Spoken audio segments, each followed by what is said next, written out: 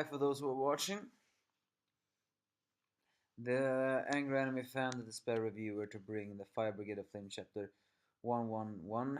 And well, last chapter was a disappointment for me. In the end, the psychopathic Inca chose the psychopathic route because in the end she was just that messed up. I know it made sense that she was gonna choose that side. It's just still a little bit that despair always has to win. In the end, I don't understand how you can even stop that girl because people do not like to talk no jutsu, and I did not read Soul Eater enough to realize how he played his characters. So, well, whatever fate awaits her. In the end, maybe she should get a peaceful life as punishment for her psychopathy, but we all know that won't happen. But other than that, we look complaining. This chapter in itself is actually quite good. It is actually foreshadowing something interesting about the Fire Brigade of Flames. Either way, in this chapter, Shinra reveals that he failed to get Inca. However, Arthur apparently reveals that Jaume said that there are 8 people who has that one. But they agree on one thing at the same time. They know nothing about the 8 pillars or the preacher or what even their true goal is. So they all decide that the next move is to find out the Adora burst. If they do that, then maybe there's a clue on how to stop all this. I like that one. As the citizens thank the fire brigaders for saving their city, Shinra still feels a little bit guilty that he could not save Inca that much. Elsewhere, the many different brigades report. About the fourth mentions that 19 were dead, 58 were injured, and 134 houses was burned, with 39 people evicted. As we see Shinra's friend training also in that one. In the first brigade, it's the Karim and the others, and his friend are all who lost his arm thanks to an arrow, is talking way that he has not returned to death, and it turns out that Karim feels a little guilty that that his friend has to sacrifice his arm, so they actually do a double ratum. It was actually pretty funny. We also see Commander One, who is actually. Mm, there has been some who note that this commander of the first brigade is not actually so religious, unlike his other people, and it's actually true the way he says nothing's quite as stubborn as religion. So, well, who knows? The second brigade, we see a little bit of the second brigade, how they help them. Then we see a fan service scene uh,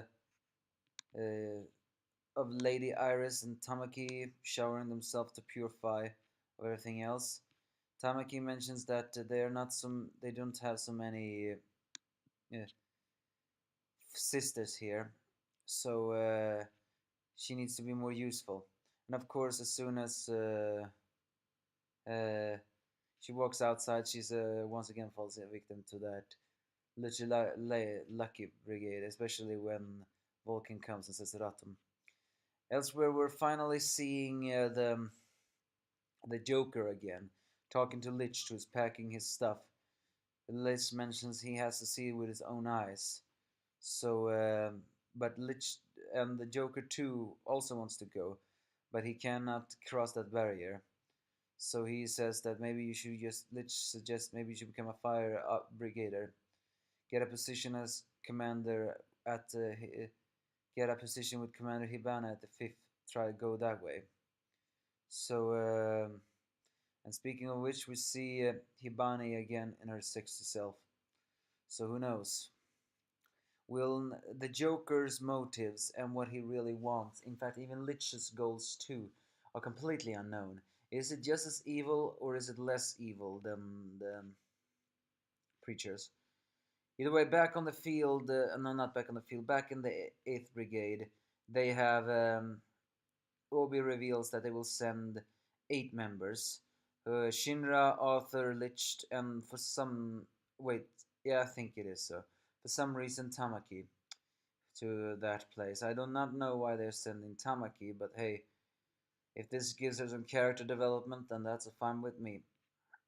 They need to research on the preacher and the Adora burst because the White Hoods wants to bring together the pillars, the eight of them. So far, they have only identified four of them: Shinra, his little brother Sho, Inca, and Haume. So, there are eight in total, and the fifth one wasn't that flaming ghost girl that possessed Shinra for a moment. So who are the rest? Either way, they believe the White Hoods want to recreate the great disaster from 250 years ago that forever changed the map of the world. In fact, Neo Tokyo is one of the few still cities of this place, and they have to be stopped. So how they're gonna do that? So they need to research it. But in order to research it, the Eighth Brigade team researching needs to go to an unknown land, an unknown ecosystem, and a really mysterious place. Yes, for the first time ever in this story, the Fire Brigade of Flames will leave Tokyo's Tokyo's what do you call it border and cross into the Chinese peninsula. As we all know, there have been some history that says that New Tokyo is the only place left on Earth that is untouched by the Great Fire disaster. People are living even though they're slowly turning into you know what. So now they're leaving the Tokyo area to cross the dangerous fiery place that is hell outside. All to find out what is the Adora burst and what awaits us over there. Well, I do not know what awaits us, but I can already tell that unlike the last arc, this seems to become a little bit more exciting. Hopefully, we'll get a little bit more hope, and hopefully, finally, the real story behind the Adora burst and stuff like that will be revealed.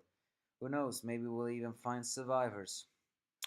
All in all, not a bad chapter unlike last time, so give me your thoughts if you have any.